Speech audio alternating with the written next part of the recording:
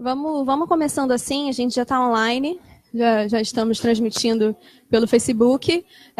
Primeiramente, boa tarde a todos. Gostaria de agradecer a presença de cada um aqui nessa tarde. Nós estamos dando início, dentro da abertura da Semana Nacional de Arquivo, nossa segunda Semana Nacional de Arquivo, a nossa roda de conversa sobre os desafios na construção de uma política de acessibilidade em arquivos públicos, né? E aqui, né, para compor com a gente, né, esse momento, nós temos dois convidados externos, que é a nossa querida Isabel Portela, museóloga do Museu da República, a Bebel. Bebel é doutora em artes visuais, também é a coordenadora do GT de Acessibilidade do Programa Nacional de Educação Museal, né? E estamos também com o Oswaldo. Oswaldo é mestre em arquitetura e também especialista em acessibilidade cultural. E o Oswaldo está atualmente lotado na representação regional do Ministério da Cultura. Então, eu gostaria de agradecer a presença dos colegas que vieram aqui contribuir com a sua experiência, né? Nós vamos iniciar falando um pouquinho do que nós temos feito aqui no Arquivo Nacional. Eu sou Letícia Grativol, estou aqui com a Luciana Siqueira, nós somos do GT de Acessibilidade, aqui do Arquivo Nacional, como temos alguns outros colegas aqui, a Alexandra, a Fátima, das Dores, também do GT, que na verdade foi, a nossa portaria finalizou em março, mas nós ainda estamos fazendo a apresentação dos resultados e tentando a continuidade dos trabalhos, né? Bom, vou passar para a Luciana, ela vai fazer rapidamente uma introdução. A gente gostaria de contar para vocês como a gente tem pensado na acessibilidade, quais têm sido as nossas dificuldades, os nossos desafios, né? Gostaríamos de contar com a colaboração de vocês. E aí depois eu vou também falar, vamos falar junto aqui, vai ser realmente um bate-bola, uma roda de conversa, se os outros colegas do GT sentirem falta de alguma coisa e quiserem falar, também fiquem à vontade. Depois eu passo para eles, aí a gente vai fazendo desse jeito, né? Gostaria de ressaltar que, como a gente vai falar mais adiante, mas já gostaria de ressaltar sobre o nosso esforço, atualmente nós temos feito ainda rotas provisórias, temos feito experiências nos eventos, pelas nossas dificuldades orçamentárias, as nossas dificuldades de planejamento também em relação à acessibilidade nos eventos, que é uma coisa que a gente tem tentado mudar. A escolha desse local aqui, o mini auditório, ela não foi por acaso, né? A gente prefere fazer as atividades de acessibilidade aqui no mini auditório, que é onde tem uma estrutura que todos podem chegar, de certa forma, menos desigual do que dos outros espaços aqui da instituição, né? E a gente ocupa esses lugares também para falar sobre isso, né? A gente hoje não conseguiu contar com o serviço de intérprete de Libras, não conseguimos algumas outras coisas, mas só demonstra a importância de estarmos falando disso aqui, nesse lugar, estarmos falando entre pessoas, entre servidores, colegas, para a gente se fortalecer cada dia mais. Tá? Eu agradeço a presença de vocês, vou passar aqui para a Luciana. Oi, gente, boa tarde. Sou Luciana, aqui do Núcleo de Atenção à Saúde do Servidor. Sou psicóloga aqui no Arquivo Nacional e junto com a Letícia e demais colegas nós iniciamos esse processo de discussão sobre acessibilidade no Arquivo Nacional. Então, aqui a gente vou falar muito rapidamente, porque a gente vai passar a palavra aos convidados. Então, a gente tem feito palestras sobre conceitos e as leis de acessibilidade com os servidores, tanto aqui na sede do Arquivo Nacional, quanto em Brasília. Então, isso é um primeiro passo, né? Entender por que é importante a gente trazer esse tema de acessibilidade para o Arquivo Nacional, tanto na prática, né? Isso como estudo e como prática. A gente conhecer os conceitos e o que a legislação fala sobre isso. Então, a partir disso, foi formado o GT, como a Letícia falou, e que nesse GT, como resultado desse GT, nós tivemos um relatório das condições institucionais aqui do Arquivo Nacional.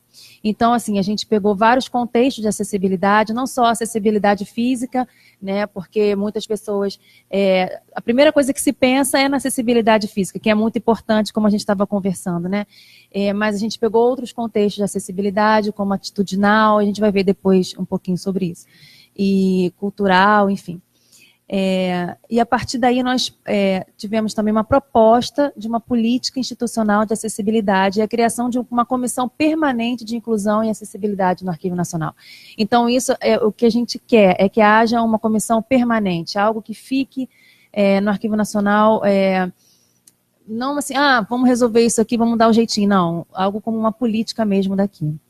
E a partir daí surgiram reuniões e consultorias com instituições na área de acessibilidade. Nós tivemos um marco aqui, né, que foi em dezembro de 2017, nós tivemos o Geraldo Nogueira, que é o subsecretário da Subsecretaria da Pessoa com Deficiência, aqui do Rio de Janeiro. Então, foi muito importante nesse evento Arquivo em Prosa, que teve esse tema, acesso à informação e acessibilidade. E aí foi mais uma maneira da gente sensibilizar tanto os servidores, quanto os gestores, quanto a importância desse tema. E também nós tivemos, nos 130 anos, né, nós tivemos um evento mês passado, 130 anos da abolição da escravatura, nós tivemos a primeira vez um evento com intérprete de Libras nas palestras, isso foi assim também muito importante, um marco para a gente. A gente está tendo essa conversa aqui, que é mais um passo, né, a gente vai colher as experiências dos colegas, e é só vamos dizer assim, que a gente está chamando de um esquenta para esse evento do 8º Congresso Nacional de Arquivologia, que vai ser em outubro, que vai haver um evento paralelo sobre acessibilidade. Tá bom? Isso aqui, meus colegas querem falar alguma coisa? Alexandra, Fátima? Alguma coisa? Isso aqui é só para ter uma noção, né? A gente não vai entrar nisso, que a gente avaliou nesse diagnóstico que nós realizamos, foram vários critérios, né? Acessibilidade arquitetônica, a comunicacional, né, para que não haja barreiras na comunicação interpessoal, tanto entre os servidores do Arquivo Nacional quanto ao público externo, né? Metodológica, instrumental, programática, acho que tem mais uma aí no final. E atitudinal, né, que é sem preconceitos, estigmas, etc. Tudo isso, aqui é só um apanhado, né? Vocês podem ver, né, que existe uma legislação federal por trás disso tudo, instruções normativas, então está mais do que corroborado, está mais do que previsto em lei, né? Então, o nosso desafio é a gente colocar isso em prática aqui no nosso arquivo.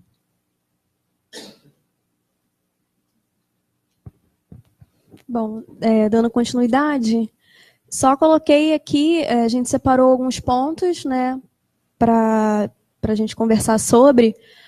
Algo importante que a Luciana ressaltou é que a acessibilidade, a política de acessibilidade aqui do Arquivo Nacional, que a gente pretende falar de arquivos públicos, né, mas a gente está falando da nossa construção, até para falar das nossas dificuldades, que a gente acredita que sejam similares aos outros arquivos, é que é uma política que não é só voltada para o público externo, né? Quando a gente fala de acessibilidade, primeiro que nós não estamos falando somente para pessoas com deficiência, que a gente entende que quando nós tornamos um espaço acessível, pensando eles de uma forma inclusiva, a gente favorece também uma diversidade maior de público, que não só a pessoa com deficiência, né? Mas também, no nosso caso aqui do Arquivo Nacional, nós temos alguns servidores com deficiência, nós temos servidores com deficiência no nosso GT, na futura comissão também de acessibilidade.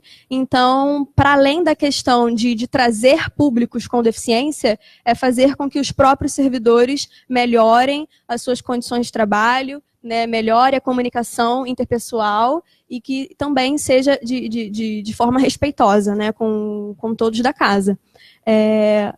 Agora, sobre os desafios, né, esses são já desafios, toda essa fala introdutória tem sido um desafio. O Arquivo Nacional ele está fazendo agora, em 2018, 180 anos, então é uma instituição que tem um seu papel histórico muito bem demarcado, né, uma instituição muito importante e que por várias questões, né, não só prediais, mas também culturais, não se atentou, no decorrer de todas essas décadas, para essas necessidades básicas de acesso, né, de acessibilidade.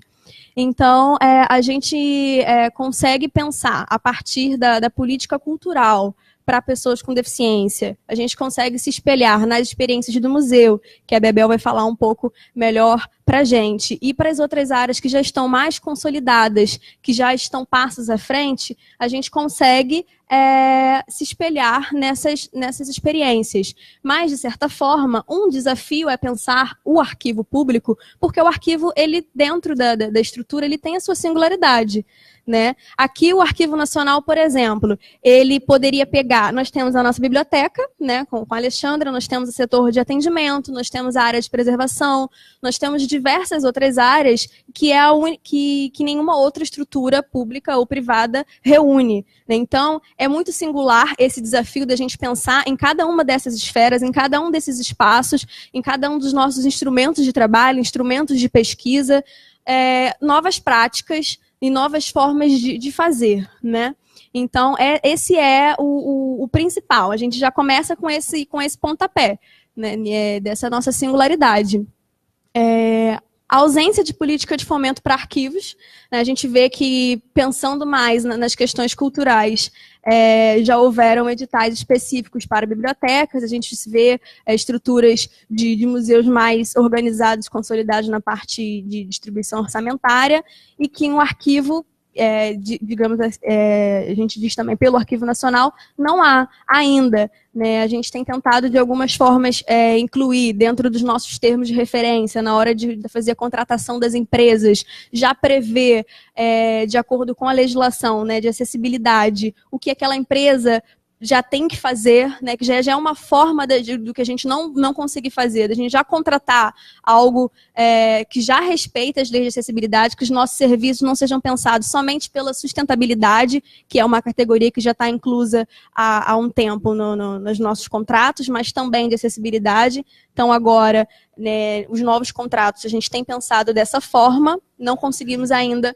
finalizar o primeiro, mas já é um exercício que a gente vai trazendo, né? Intérpretes de Libras para atividades internas e externas, justamente por isso, porque a gente frisa na questão da intérprete de Libras, por conta, principalmente, da nossa servidora, Maria das Dores, que está aqui, eu agradeço, sempre está presente conosco, sempre esteve em todo esse processo, né? Então, antes da gente falar de qualquer outra coisa para fora, a gente precisa garantir o acesso de quem está dentro também, né? Então, por isso que a gente sempre frisa de todos os aspectos comunicacionais que a gente sabe que não se resume a Libras, a gente entende que essa é uma coisa estratégica para a gente por conta dessa nossa especificidade aqui do Arquivo Nacional. Atividades que propiciem participação de pessoas com deficiência desde a etapa da criação. A gente entende que essa pode ser uma virada de chave aqui, quando a gente pensa nas nossas atividades. E aí eu falo não só também com pessoa com deficiência, porque a partir do momento que você traz, desde o planejamento das suas ações, uma representação do público que você quer atingir, né, você consegue entender qual demanda atingir, você consegue saber o que aquele público espera do equipamento, né? O que as pessoas esperam do Arquivo Nacional, e porque acho que torna mais rico a qualquer projeto, né? Então, quando a gente está falando de pessoa com deficiência, a gente acha importante que desde o início tenha a colaboração de alguma forma de pessoas com deficiência, ou então que isso, quando não for possível, seja levado em consideração. E a acessibilidade cultural como estratégia, né, para a captação para a área, formação de público e alcance de serviços institucionais. O que eu quis dizer com isso? A gente entende que, primeiro, esse conceito de acessibilidade cultural, ele engloba todos aqueles contextos que a Luciana falou rapidamente, né? Porque quando eu penso uma atividade cultural, nós estamos aqui na Semana Nacional de Arquivo, né, que foi uma atividade proposta pelo Setorial de Arquivo do Colegiado Nacional de Políticas Culturais do Ministério da Cultura, né? Então a gente entende, quando a gente pensa a partir da cultura, para um equipamento ser acessível, ele anteriormente já resolveu ou está pensando em como fazer a parte física, a parte comunicacional, né, a parte do receptivo. A gente entende que esse conceito ele é rico porque ele é amplo. Então, quando a gente pensa as nossas atividades aqui como estratégia de captação, é porque em cada possibilidade, não há um orçamento específico para acessibilidade. Então, em cada orçamentinho básico mínimo de evento, ou de exposição, ou qualquer possibilidade de parceria, a gente vai lá e tenta. E a acessibilidade? O que a gente pode? Vamos conversar? Chama aí alguém de ter acessibilidade, manda um e-mail, o que a gente pode fazer? Então, tem sido uma estratégia para a gente, a partir disso, conseguir ou então já deixar ali preços, né, até para ajudar a administração, que às vezes, não, né, como nunca foi feito, não sabe o custo, não sabe como fazer a contratação, a gente entende a acessibilidade cultural também como essa estratégia de captação. Né? E aí, de formação de público, no sentido de que antes a pessoa ela não conhece o espaço, não sabe quão acessível é, ou se não é, não sabe o que pode encontrar. Então, a gente acredita que a partir do momento que a gente consiga fazer as atividades culturais com recursos acessíveis, que fiquem também aquisições de legado para a instituição, contratos de legado para que a gente resolva o nosso dia a dia, o atendimento, a sala de consulta, a biblioteca, a gente acredita que um novo público vai estar sendo formado, né? E alcance dos serviços institucionais justamente por isso, né? Justamente para pensar em formatos acessíveis. Aqui nós temos emissões de certidões, por exemplo, importantíssimas. Uma das principais que são solicitadas é em relação à questão da imigração, né, dos imigrantes.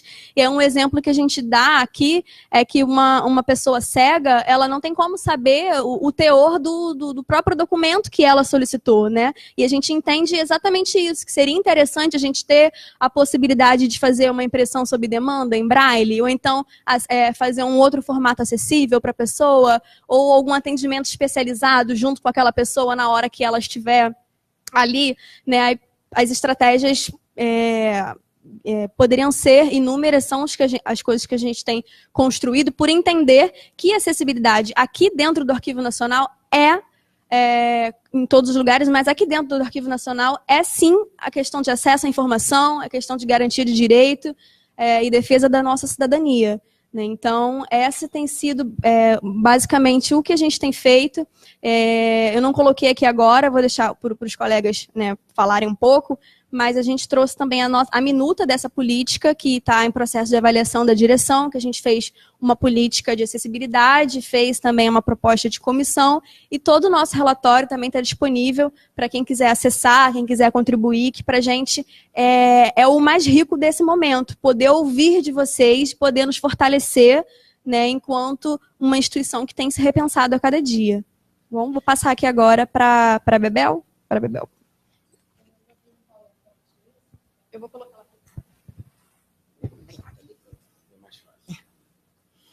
Boa tarde, queria inicialmente agradecer, Letícia, aqui ao pessoal do arquivo, esse convite para estar aqui falando de acessibilidade. Bom, eu sou funcionária do Museu da República e nessa palestra, nem é palestra, né? Numa apresentação, eu trouxe um material que eu já venho apresentando, já falei isso aí. E pode passar, né, essa temática, né, contemporânea, pode ir passando. E aí, o que eu trago inicialmente, né, o que ela falou, que a gente, quando fala em acessibilidade, pensa logo em acessibilidade física, né? E eu trago aqui essa questão dessas acessibilidades, né? Essa questão desse plural, e que às vezes a gente acha que colocando uma rampa, algum atendimento, e já está resolvido. E isso é uma questão muito mais ampla, muito maior. O que eu trouxe aqui, até foi o Oswaldo que me deu esses dados, né? É a questão do censo desse último de 2010. O percentual de pessoas com deficiência e quanto. Então, no momento em que a gente vê esse grande percentual, que quase 25% da população tem algum tipo de deficiência, a gente vê, e aí falando de espaço público, que a gente tem que ter um atendimento, né, indo pelo lado prático do atendimento, que a gente está deixando de atender 25% dessa população. Então, alguma coisa está errada. Se a gente tem uma instituição que não está preparado para atender 25% do seu público, a gente tem que parar e pensar o porquê que a gente não está atendendo a esse grande parcela da população. E aqui eu não estou colocando as pessoas grávidas, eu não estou colocando as pessoas que quebraram uma perna, que estão momentaneamente deficientes. Então, eu estou colocando pessoas que têm algum tipo de deficiência visual, algum tipo de deficiência auditiva, física, motora, intelectual, né? E aí, pode ir passando. Para uma instituição, né? Isso aí é um gráfico de percentual de ideias e tudo. E quando a Letícia mostrou, né, aquele gráfico, a quantidade de leis, a gente sabe que o Brasil é uma instituição que está carregada de leis, o nosso jurídico está ali todo trabalhando, a gente tem lei para tudo. A nossa questão não é a questão de fazer mais uma lei, é de aplicabilidade. Então, em leis, a gente está nota 10. Agora, a gente tem que conseguir colocar em ação essa quantidade toda de leis que a gente tem. A gente sabe que tem a ABNT, né, que é a 9050, que é que dá todos os respaldos em questões de inclinação de rampa, de todas as partes técnicas, né? Tem que entender, porque eu que trabalho numa instituição pública, eu sei o quanto é difícil você conseguir verba. Conseguiu, né, uma lotação, fazer um banheiro que ele seja um banheiro acessível. Nada adianta se o engenheiro ou a pessoa que vai fazer o banheiro coloca a porta do banheiro abrindo para dentro. Você já matou, você já acabou com todo o dinheiro gasto. Eu fui uma vez no museu, olha o nosso banheiro, a gente fez acessível. Eu falei, mas como é que você entra? A porta não dá, a porta abria para o lado, você não conseguia esticar o braço. Então, isso você já acabou. Então, foi investido um dinheiro que a gente sabe o quanto é difícil que ele chegue à instituição, ele é investido, é colocado ali, é feito a obra e o negócio não serve. Quer dizer, iria ser necessário investir mais outra quantidade de dinheiro para fazer o reparo numa coisa que foi feita errada. Então, exigir da empresa. Agora, para a gente poder exigir que a empresa execute aquilo certo, a gente tem que ter pelo menos alguém dentro da sua instituição que saiba alguma coisa ou meramente pensar, isso aqui está baseado na lei da 9050, se tiver, você fala, olha só, tá errado, você é obrigado a refazer e a fazer, e aí você pode colocar né, coisas que a gente fala sempre no CICAF da empresa que não atendeu as normas colocadas no edital, e aí você pode ir atrás dessa empresa. Então, isso são muito importante que a gente saiba, porque das ferramentas que a gente possa ter direito para, na hora de cobrar, poder cobrar e que ela seja executada certo, né? Pode passar. Aqui eu trouxe um pouco do que dentro do IBRAM, né, que é a instituição que eu trabalho, qual é uma norma em que foi não é nem norma, um programa que é muito importante, que ele vai estar sendo lançado até agora por esses dias. A gente sabe que tem que correr antes da lei dos dias ali das eleições, então estamos correndo. Esse é um programa nacional de educação museal. Para dentro dos museus que tem o setor educativo, era o setor que é assim, qualquer coisa ligada à acessibilidade, manda para o setor de educação. O setor de educativo é que atende, porque é como quem vai tratar com o público, quem trata com o pessoal do educativo. E dentro desse, que é o PNEM, que é o Programa Nacional de Educação Museal, que é um programa que vai normatizar tudo que se fala, tudo que se diz dentro de educação museal, teve um GT que foi pensado e questões ligadas à acessibilidade. Então, eu fui a coordenadora desse GT de acessibilidade e, a partir de então, dentro do programa do PENEM, tem a parte toda ligada à acessibilidade que está ali dentro.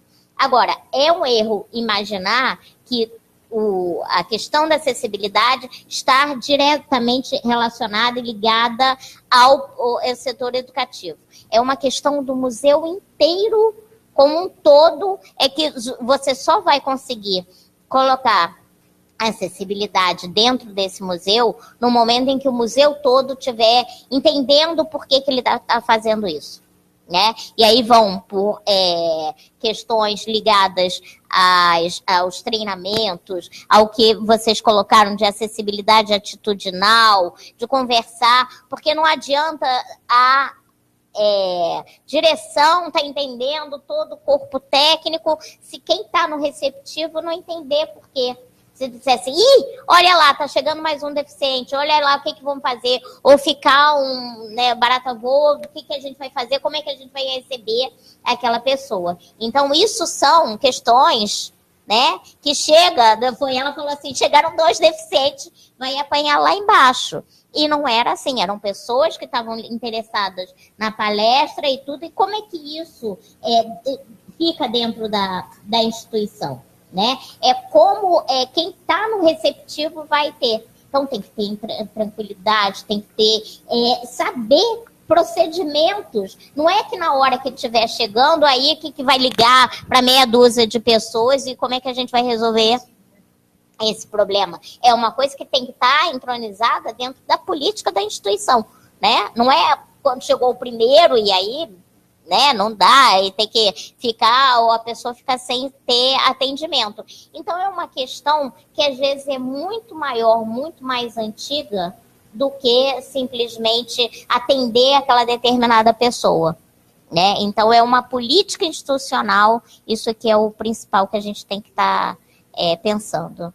Eu não sei nem mais o que eu coloquei, pode passando. Aí vem falando das diretrizes, pode ser até indo mais rápido. Como é que foram os editais do IBRAM, que tem a parte toda de acessibilidade, que são para outros museus. Então, pensar as instituições, às vezes, em editais externos, pensar em leis Rouanet, e outras formas de você captar verba, que você consegue, de repente, pensar onde você pode ver alguma forma de financiamento. E aqui eu trouxe um pouco, quando eu entrei dentro do Museu da República, eu fui ser logo a coordenadora do Palácio, né? Então, que tem essa rampa, que é uma rampa inicialmente com uma inclinação péssima, depois no final eu vou mostrar um projeto que o Oswaldo fez aqui lá pro museu. Então você passa por um chão de paralelepípedo, por uma rampa, eu prefiro às vezes subir os degraus do que subir pela rampa, porque ela é tão íngreme que não dá para subir direito. Eu tinha que subir ao palácio todo o tempo, o elevador ficou quebrado agora, depois de 9 a 10 anos ele ficou quebrado, elevador do palácio. Então eu subia todos os degraus ali. Agora até que eu tô recém-operada, eu não posso nem de jeito nenhum, mas agora ele voltou a funcionar. E aí pode ir passando. Né? Agora eu sou coordenadora da Galeria do Lago, então aos poucos um funcionário da segurança começou a colocar alguns puxadores, alguma coisa mais embaixo, que era para poder me locomover dentro do espaço da área que eu trabalho. Um trinco no banheiro um pouco mais embaixo e tudo. Esse que eu estou sentada é o degrau, que é para você acessar a galeria, um degrau, né, de prédios antigos e tombados. A gente sabe que aqui, cada degrau daqui era altíssimo, né? Pode passar. E aí, com o tempo, com um custo, porque lá é um parque que tem 12 mil metros quadrados, então quando eu precisava ir da reserva técnica para o palácio, eu ia uma vez por dia, chegava lá, depois não voltava para o palácio. Aí, depois de muito insistir, consegui da direção comprasse a scooter. Essa aqui até é minha, essa é a scooter lá do museu. E eu consegui poder fazer esse trajeto um pouco mais facilidade. Então, houve, né, para que eu entrasse como funcionária do museu, às vezes colocam, né, concursos e tudo, mas a instituição tem que estar um pouco preparada, né? Não adianta simplesmente admitir, receber aquele funcionário, mas sem ter que criar um contexto para que esse trabalho seja mais ou menos realizável, né? Eu sou museóloga, tenho doutorado em crítica de arte, hoje trabalho na galeria, mas precisei muito para subir na cadeira. Foi feito no minimamente esse escada, degrau, para eu poder subir e chegar na cadeira. Aí também eu preciso de um apoio para os pés, senão acaba ficando muito inchado, e aí com força eu pude colocar. Bom, aí agora eu vou até passar para o Oswaldo e você vai falar do seu projeto. Vai. Bom, boa tarde. Boa tarde. Esse foi um projeto que ele foi um trabalho do curso de acessibilidade cultural que foi abrigado pelo Museu da República. A Letícia participou do curso e a Bebel foi uma das professoras.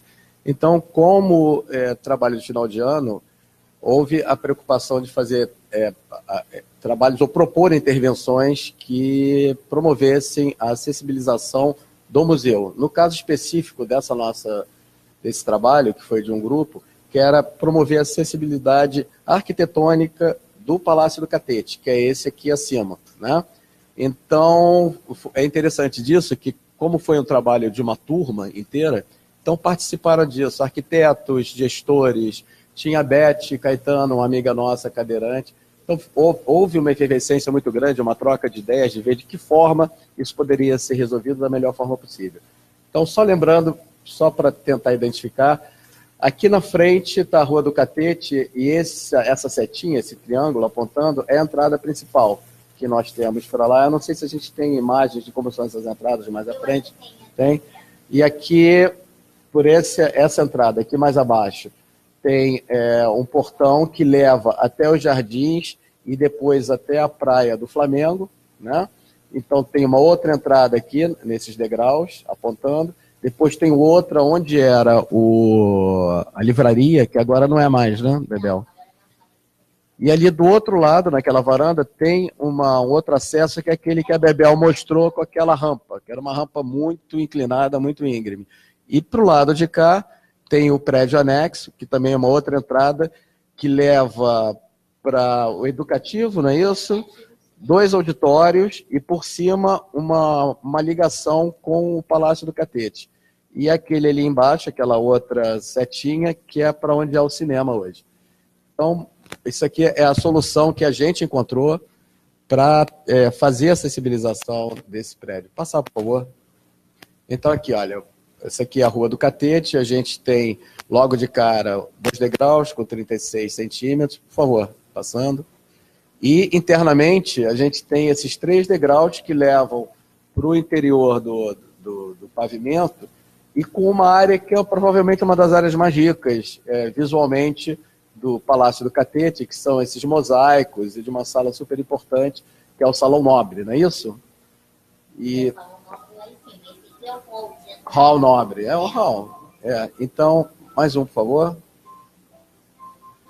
Isso aqui é aquela rampa que a Bebel mostrou, levando para a varanda, que ela já tem um problema conceitual, que você, então, está oferecendo para quem não tem acessibilidade uma entrada pela frente, mas obriga quem tem algum tipo de acessibilidade que tem que fazer uma entrada pelos fundos. Enquanto um dos princípios mais básicos do desenho universal, que é o que a gente utiliza para projetos como esse, é de oferecer a mesma experiência para todas as pessoas, independente de uma eventual limitação. Então, continuando aqui, tem essa rampinha que aqui era para o cinema, não é isso? E, voltando, próximo. E aí foi a nossa proposta. Então, esse aqui é um modelo muito simples, em 3D. Tem ali, ó, do lado esquerdo, a entrada pela praça, pela Rua do Catete. Aqui na frente, por essa circulação que vai até até a Praia do Flamengo. Próximo, por favor. O que nós propusemos? Que ao invés de fazer rampa, que seria inviável fazer ali naquela primeira, por conta da necessidade de atender as recomendações da norma, da BNT, nós pensamos em fazer, então, rampas bem suaves que seriam utilizadas por todas as pessoas, não apenas pelas pessoas com deficiência, e um grande patamar que fosse ligar a todas as entradas neste mesmo plano. Então, uma passarela única. A gente sobe, chega no nível daquela entrada ali, à esquerda, a primeira, que é para onde passaria a ser a entrada principal do Palácio do Catete, que ela já foi uma época, não é isso? Já foi. Aqui, para vocês verem, porque ficou uma planta muito esquemática, né? Sem os detalhes. Oh, desculpa, para gravar, tá. Essa aqui seria aquela entrada que tem o portão. Então, é uma entrada de pedestre, não faria a entrada pela Rua do Catete. Seria pela Rua do Catete, mas não uma entrada principal. E aí, aqui é a entrada de pedestres, aqui é o gradil, as pessoas entrariam por essa rampa e seguiriam até lá. Aí nivelaria todas as outras entradas, que tem 2 degrauzinhos, tem 3 degrauzinhos, e aí ele nivela com essa rampa. E a ideia é que seja um acesso que é comum a todas as pessoas. Então, você não tem a ideia de um acesso para pessoas com deficiência e outra para pessoas sem deficiência. Então, dentro normatiza, né? Coloca todo mundo, carrinho de bebê, cadeirante, qualquer, né, passa por aqui. E tem uma outra entrada, porque isso aqui é um pátiozinho interno, tem um jardim, tem uma estátua do Cristóvão Colombo, tem aqui a entrada, você pode contornar por esses 2 caminhos. Pode passar o próximo. Aqui é uma visão mais...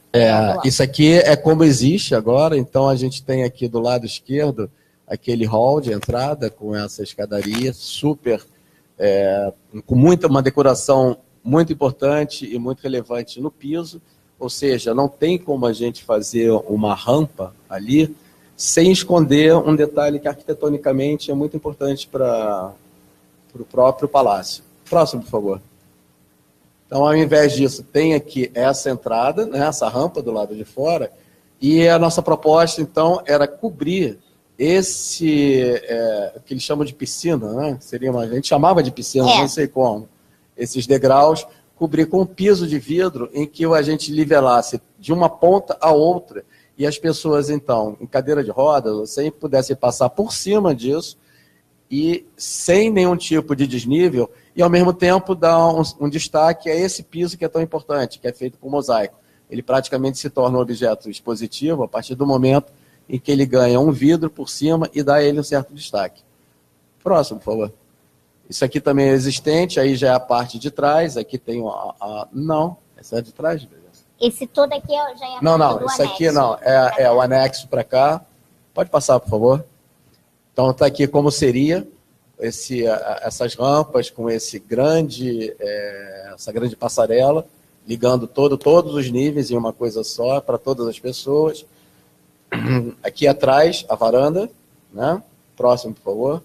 Então, continuando aquela mesma estrutura, ela vai descendo até chegar à altura, um deck, até chegar no acesso ao cinema, e aqui na lateral, o acesso àquela varanda. Né? Não tem uma foto dele mostrando...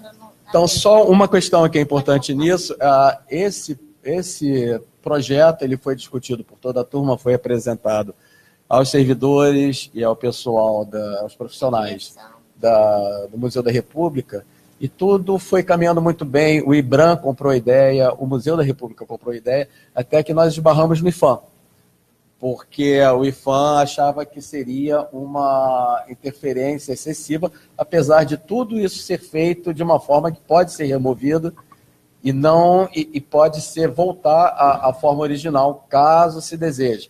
Com a preocupação também de, por exemplo, onde tem os degraus, as escadas, com o piso em vidro para mostrar o trabalho em cantaria.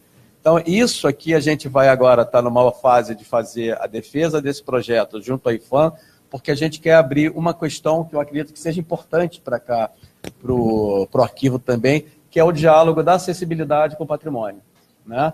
Quando você está lidando com um prédio que tem um valor artístico, como você garante acessibilidade, como se dá esse diálogo entre preservação e acessibilidade, né? E essa é a grande questão. É uma grande questão que a gente precisa nortear e precisa ver quem ganha nessa história, né? Em algum momento, alguma coisa tem que ceder. Tem que ganhar, né? Na verdade, logicamente. Mas as instituições, né, o IPHAN, a gente brinca que é o IPHAN terrível, mas eles ficam bloqueando e não entendendo, né? Tudo bem, são prédios do século XIX, são prédios, mas que eles estão em uso agora em pleno século XXI. Então, eles precisam estar adaptados e atendendo a um público do século XXI. Da mesma forma que se colocou iluminação elétrica, que se colocaram sanitários novos, se colocaram várias benfeitorias, vamos dizer assim, que são de uso de todos, por que, então, esse mesmo tipo de pensamento, essa mesma flexibilidade não acontece quando é para fazer intervenções que resultem em benefícios para um grupo demográfico mais específico? Se a gente partir do princípio, principalmente a gente falando no Museu da República, um dos ideais republicanos é exatamente de que, né, existe uma certa igualdade entre cidadãos. Então, isso deveria estar sendo exercitado na própria instituição, né? Tem mais alguma coisa sobre isso? Acho que não, né? Não. Eu gostaria de lembrar só uma outra coisa também, que não tem como deixar de pensar. Eu sou arquiteto, trabalho hoje na representação regional do Ministério da Cultura, mas durante algum tempo eu trabalhei na Cinemateca Brasileira em São Paulo. Também num prédio histórico, muito bonito, no meio de um parque, onde, além de todas as questões que tem relativas ao acesso às atividades de uma instituição cultural, ela tem um problema que é inerente ao próprio perfil da instituição, que é a informação. Assim como o Arquivo Nacional, a Cinemateca, por exemplo, ela tem um acervo enorme, gigantesco, de filmes que foram produzidos lá atrás, quando sequer existia essa preocupação com acessibilidade, e que a gente não sabe como é que a gente vai pegar essas informações e, de alguma forma, torná-las acessíveis. A gente tem uma lei, a partir de 2016, em que já obriga que as obras sejam produzidas com recurso de acessibilidade. No caso da Cinemateca, tem uma instrução normativa, a Cinemateca que lida com cinema, existe uma instrução normativa da Ancine, que faz com que todas as obras cinematográficas elas já tenham que nascer com recursos de acessibilidade. Ok, a gente está daqui para frente, e isso vai ser, de uma certa forma, equacionado. Mas o que a gente faz com todo esse passivo de décadas, de séculos, e algumas vezes até mais do que isso, de informações que são importantes para a constituição da nossa sociedade, da nossa identidade cultural, que estão lá e de uma certa forma, são negadas a uma quantidade enorme de pessoas, né? A Letícia falou de um exemplo específico, que seria sob demanda. Se alguém precisa de um determinado documento, alguma coisa, vem e a instituição tenta atender da melhor forma possível. Mas o que fazer com os documentos que são importantes? Eles podem não ter uma vinculação mais direta ou específica com uma determinada pessoa, mas elas constituem e elas formam a nossa identidade cultural. Por exemplo, me reportando a um exemplo que é mais próximo a mim, os filmes de Glauber Rocha, os filmes de Humberto Mauro, que não estão acessibilizados, mas eles fazem parte do nosso coletivo cultural, né? Como a gente vai fazer e acessibilizar esse material e torná-lo disponível? E é evidente que em algum momento a gente tem dentro dessa tarefa hercúlea que, de um lado, uma quantidade gigantesca de informação a ser acessibilizada, e por outros recursos, que geralmente são muito poucos, a gente vai ter que fazer o quê? Passar por uma curadoria? Como é que a gente vai resolver essa questão? Isso eu acho que é um dos grandes desafios aqui do museu, eu acredito, assim como de qualquer instituição que lide com um acervo muito grande, né? É uma seleção.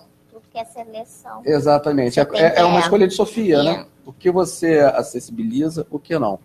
E um outro ponto que eu gostaria, então, já que a gente está falando de uma roda de conversa, um bate-papo, uma coisa que é importante, a gente sempre fala, costuma falar de acessibilização como algo que esteja sendo feito para um público, né?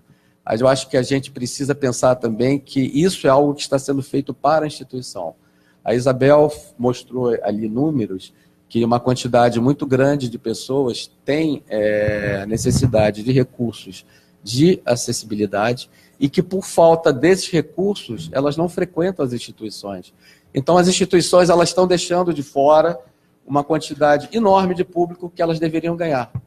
Então, a gente tem que pensar nesse público não como um ônus, não como algo, um trabalho que a gente tem que fazer, mas é um bônus. A gente é um público enorme que está lá fora, exatamente, que a gente não está atingindo e que a gente precisa trazer.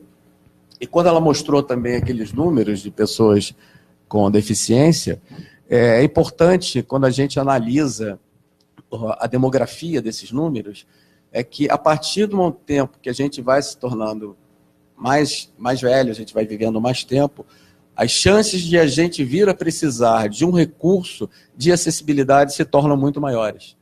E é um fato que a população brasileira, como aliás a população mundial, está envelhecendo. Então, é muito provável que em algum momento nós venhamos a precisar de algum recurso, seja para uma acessibilidade arquitetônica ou comunicacional, ou de informação, enfim. A gente tem que pensar que é um público que é um público que já é muito grande, que ele existe, que não está sendo atingido, que a gente precisa trazer para dentro das nossas instituições e que é um público que tem uma tendência a crescer. A longevidade aumenta, mas como contrapartida, muitas vezes essa longevidade está associada a uma redução de nossas capacidades, a uma limitação daquilo que a gente fazia quando era mais jovem e depois deixa de fazer. Então, acho que esse também é um desafio grande. A gente inverter um pouco essa visão e essa lógica de que a acessibilidade é uma coisa que a instituição oferece. Na verdade, a gente é uma coisa que a instituição precisa fazer para conquistar algo, conquistar um público que a gente não está conseguindo trazer para dentro da nossa instituição. Eu acho que isso não é só um jogo de palavras. Quando a gente uma questão de ponto de vista, né? Quando a gente passa a considerar dessa forma, o jeito de trabalhar se torna outro, porque aquilo que muitas vezes é feito de uma forma, até com uma certa má vontade, como o caso daquela rampa que tem ali, tipo assim, precisa ter uma rampa, está aqui a sua rampa. Agora, quando você pensa que essa rampa, ela tem que ser uma coisa, você quer seduzir, você quer chamar as pessoas, você vai ter outro cuidado para fazer isso. Você vai fazer de uma forma que seja mais sedutora, que seja mais interessante, que seja melhor. Eficaz, né? Exatamente. Principalmente de levar lá para dentro, já vai ser bom. Quebrar a má vontade, né? Fazer, você quer a rampa? Toma a sua rampa. Tá aqui, tá de acordo. E não é isso. A gente tem que pensar nesse público como uma conquista. É um público a ser conquistado.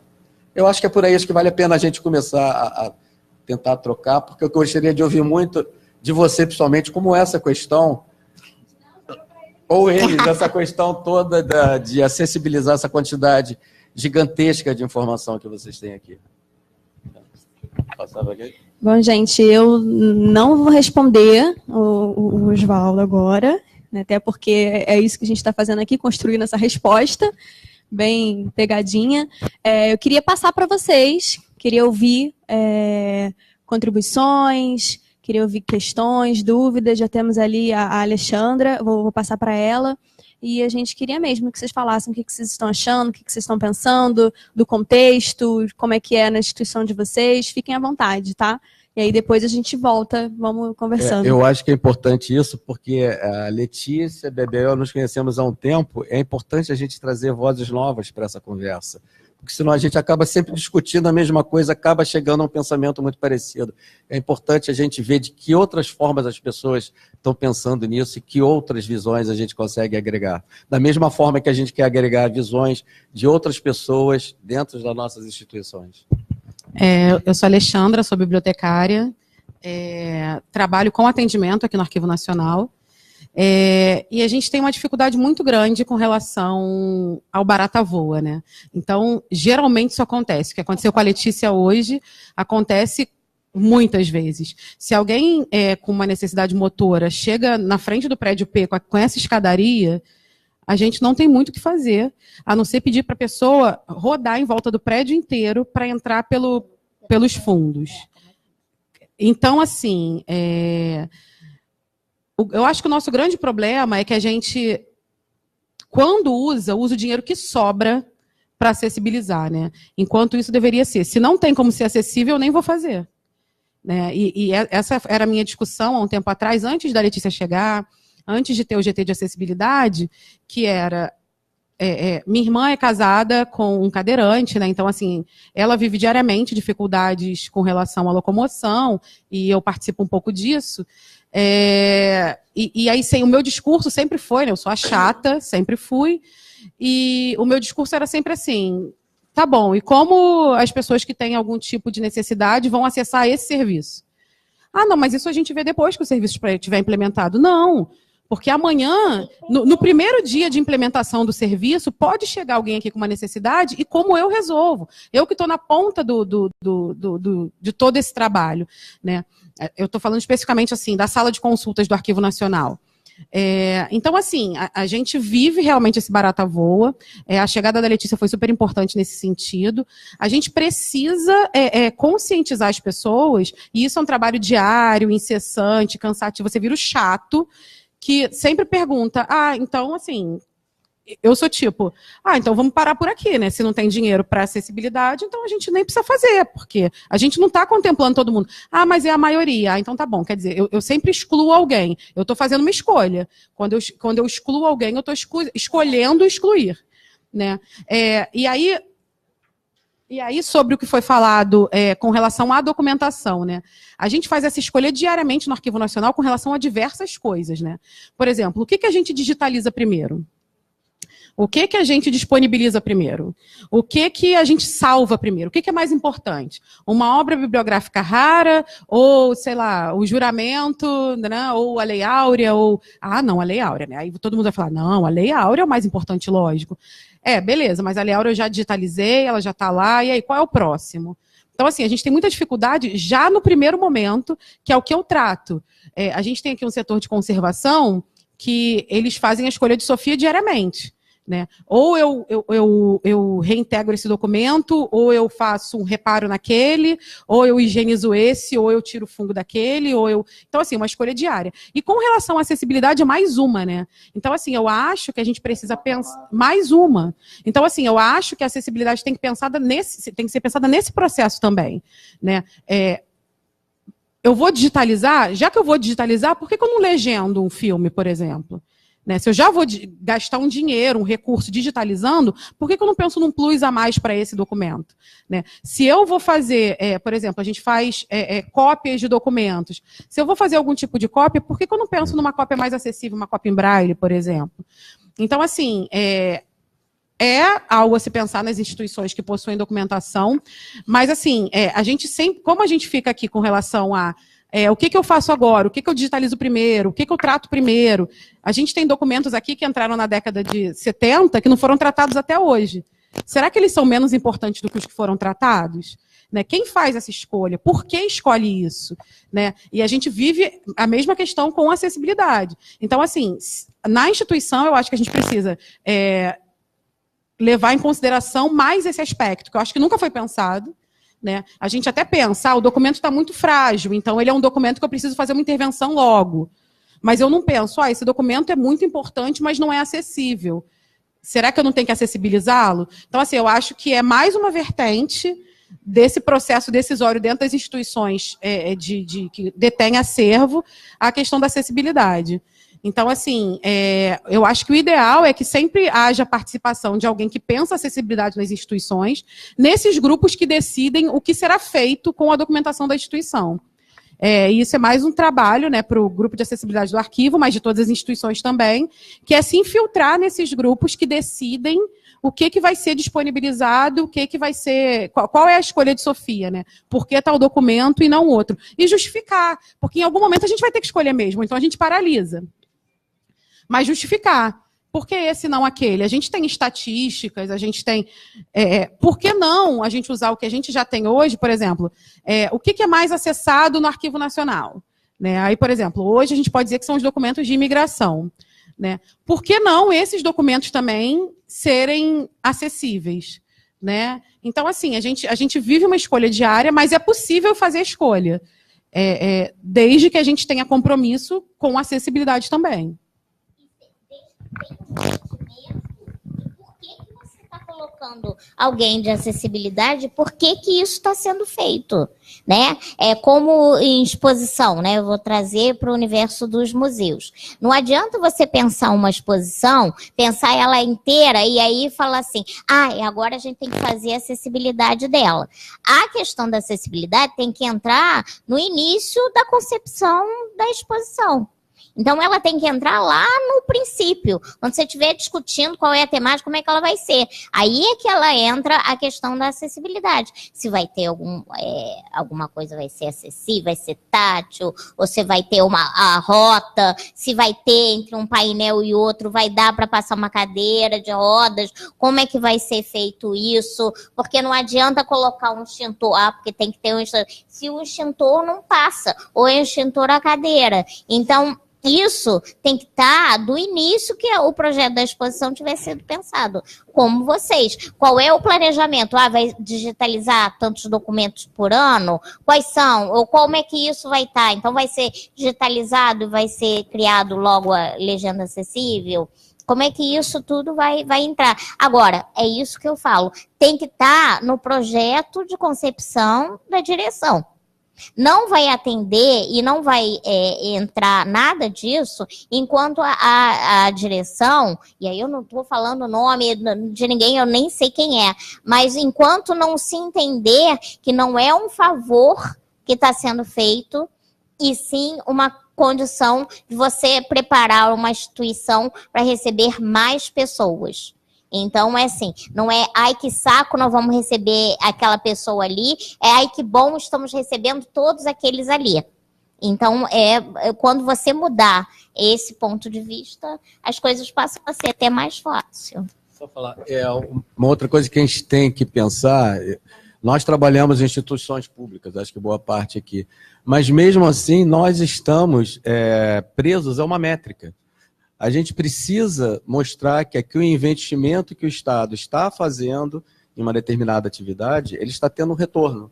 Né? Então, quanto mais pessoas nós trouxermos para participar dos esforços que nós tivemos, digitalização ou exposição a alguma coisa, mais chances a gente tem de conseguir replicar esse tipo de atividade. Isso fazendo de uma forma, um argumento bem cotidiano. Né? Nós temos que justificar, nós que trabalhamos em entidades públicas, temos de justificar o porquê do investimento em determinada atividade. E uma das formas que a gente tem é de mostrar que aquela atividade atinge mais pessoas. Quanto mais pessoas a gente atinge, mais chance a gente tem de dar continuidade a isso. Então, nesse ponto de vista, é importante para nós tentar buscar mais pessoas, e no caso, pessoas mais diversas, que a diversidade é essencial para qualquer instituição cultural, né, como forma até de garantir uma maior continuidade daquilo que a gente faz. Acho que esse tem que ser um argumento muito importante na hora da gente fazer as escolhas em relação à acessibilidade, por exemplo. Queria contribuir nesse ponto. Uma coisa que a Bebel tinha dito é que, geralmente, nos museus, o setor que é o guarda-chuva das demandas de acessibilidade, historicamente, ser educativo, nos arquivos, inclusive, as equipes educativas são recentes, né? São novas. Então, fica, de fato, claro que é uma mudança de prática, é uma mudança de pensamento, é uma mudança na gestão, né? Por isso que é lento, é uma mudança que, de fato, vai ser cultural. Né? A gente viu as questões das leis, que já são antigas, né? Mas eu tendo a ser otimista e pensar que a gente está aqui para buscar estratégias de usar isso usar ao nosso favor. Né?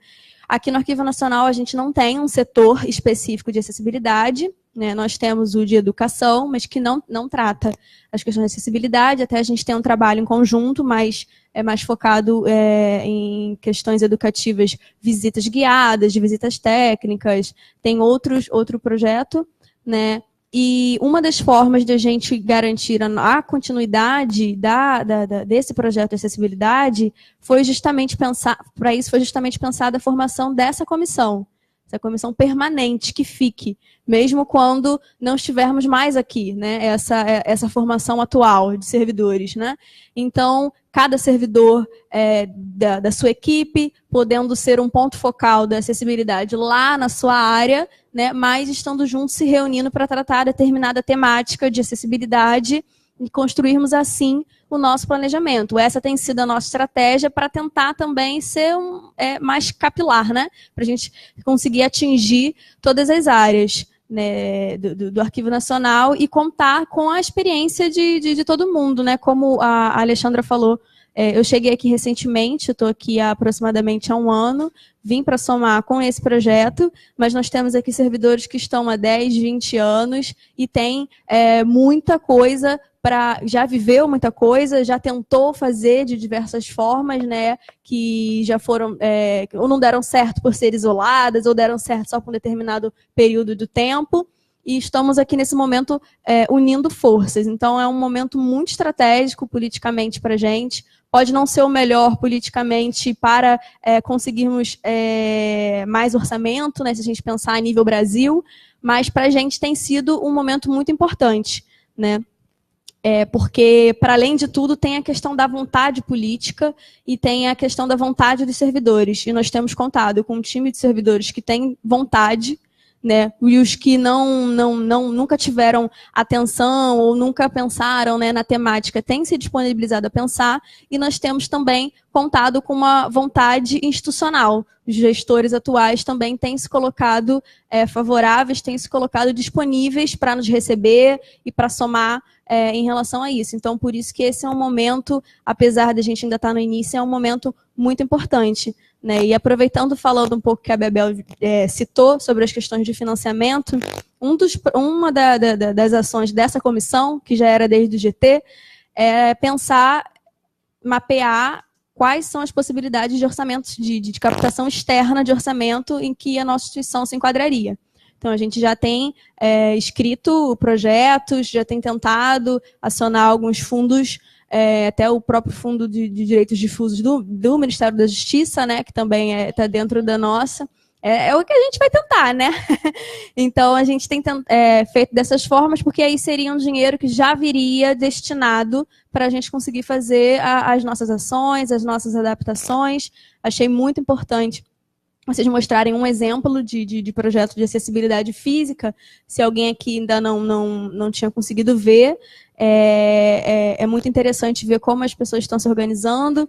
A gente tem essa dificuldade. Achei muito legal o que o Oswaldo falou sobre a questão simbólica, né, que está garantida em lei, mas a gente tem que pensar no simbolismo da entrada ser igual, a entrada ser a principal, né, tem toda a questão do respeito à pessoa. Então, a gente passa por isso, a gente tem levado em consideração, né, e é assim, um desafio a questão do diálogo e de como romper, como construir junto com o patrimônio, de forma que o próprio patrimônio seja acessível para todos, né? Então, quando você falou quem ganha, alguém tem que ganhar. Eu ainda acho que todo mundo pode ganhar, né? Então, como a gente está começando aqui, a gente ainda não chegou à fase de apresentar uma proposta para o IFAM. A gente tem tentado se articular, conversar, né, para já tentar dirimir as possibilidades de diligências, digamos assim. A gente ainda está na esperança de conseguir algumas coisas nesse sentido. Então, eu falei que já não ia responder, respondi várias coisas, mas vamos continuar. Mais alguém gostaria de falar?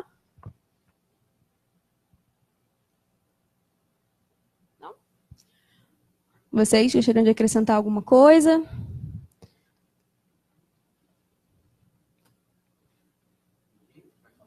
Não precisa intimidar.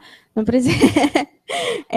Tá passando uma listinha aí, a Patrícia está passando uma listinha que é para quem quiser solicitar certificados, precisa estar com com autógrafo ali na nossa listagem, que depois a equipe vai checar, está bem ali atrás com a prancheta, e aí você assina, depois manda um e-mail para o certificados@an.gov.br que é enviado para você. E qualquer dúvida, o pessoal da produção cultural vai estar auxiliando. Bom, uma pergunta você pode fazer no microfone, por favor? Boa tarde, meu nome é Jarbas. Gostaria de saber um pouco sobre esses fundos. Quais fundos são esses? Que você falou a respeito de um mapeamento, né? Então, se pudesse talvez falar um pouco de que fundos são esses, quais já estão mapeados e que permitiriam entrar com um projeto para acessibilidade, só para tomar ciência. Ótima pergunta. Em relação aos fundos, falei no plural, mas singular.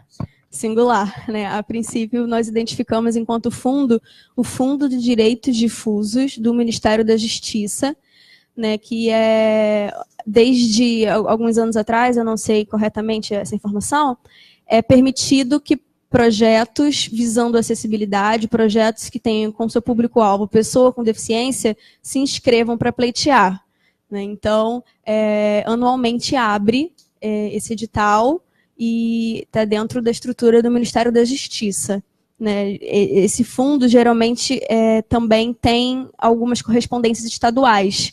Então, vale a pena checar em cada estado como é que está essa situação. A gente descobriu esse fundo porque alguns colegas já trabalham na área há um tempo, e no final do ano estivemos conversando com o secretário nacional da pessoa com deficiência, lá no Ministério dos Direitos Humanos, e conversamos sobre essa dificuldade dos arquivos, né, de ficar com temos pouco recurso, né, nós somos instituições que têm orçamentos já que são só para o funcionamento, né, da instituição, para que a instituição ali esteja aberta, a gente tem as nossas dificuldades, então a gente acha que é estratégico não só falar, olha, a gente está com essas dificuldades todas de acessibilidade, mas é estratégico a gente mostrar possibilidades de conseguir o dinheiro, né? Então, a gente ficou sabendo, né, desse fundo, que algumas bibliotecas já haviam conseguido no estado de São Paulo, e como ele está dentro da estrutura do Ministério da Justiça, a gente acha que pode ser um facilitador, né? E outras coisas que a gente acha também interessante, por exemplo, desde 2017, ficou consolidada na instrução normativa da Lei Rouanet, que os projetos culturais que se inscrevem para estarem aptos para captar pelo Fomento Nacional de Cultura, eles já precisam prever no seu orçamento os recursos de acessibilidade.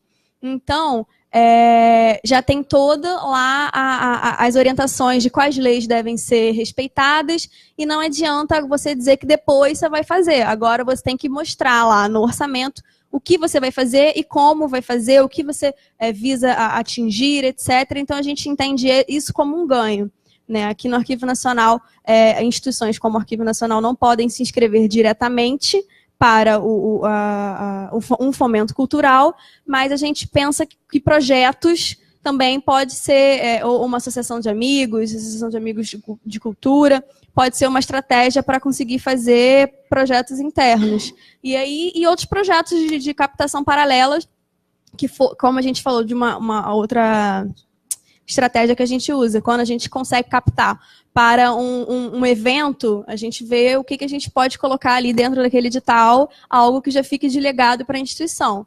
Então, é realmente um trabalho, enquanto não há essas rubricas muito bem claras, quando não há essa destinação transparente, e nem na questão de ser transparente, é que não existe mesmo, né, não tem de onde tirar, o cobertor é muito curto, o nosso cobertor de orçamento é muito curto, então tem a questão de cultura, que a gente precisa pensar, tem que ter o compromisso, temos que ter sim, mas é mais grave, né? O cobertor é curto. A gente sabe que a gente está vivendo um contexto de diminuição de dinheiro nas instituições públicas. Então, acho que é muito importante a gente já pensar nessas estratégias e deixar os nossos projetos escritos, para que sempre que houver possibilidade, a gente tentar.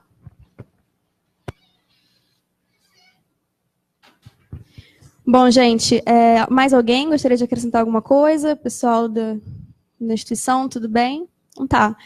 Estamos encerrando aqui agora. Gostaria de agradecer muitíssimo a presença de cada um de vocês, os nossos convidados, o Osvaldo, a Bebel. Muito obrigada pela presença. A Bebel em alta velocidade, voltando para o agradecimento. Muitíssimo obrigada. É muito bom sempre poder contar, né, com vocês, contar com pessoas que estão na luta há tanto tempo, mas estão sempre construindo, porque é esse movimento, né? Cada um tem a sua colaboração, o seu trabalho, e que faz parte de um trabalho muito maior, que é de conscientização, que é de mudança coletiva na nossa sociedade.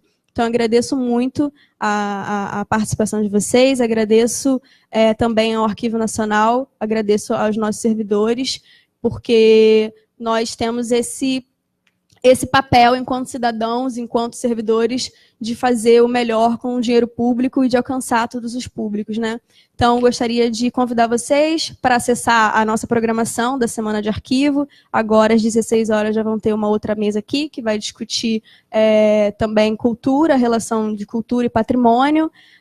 E temos também atividades culturais hoje à noite, orquestra de pandeiros, temos também uma batalha da Liga de Rap do Rio de Janeiro. Então, a gente está fazendo uma semana, de fato, que o arquivo vai ficar mais uma vez aberto, cheio de atividades culturais, atividades técnicas, palestras, para que a gente esteja mais próximo e seja só o início de toda essa mudança.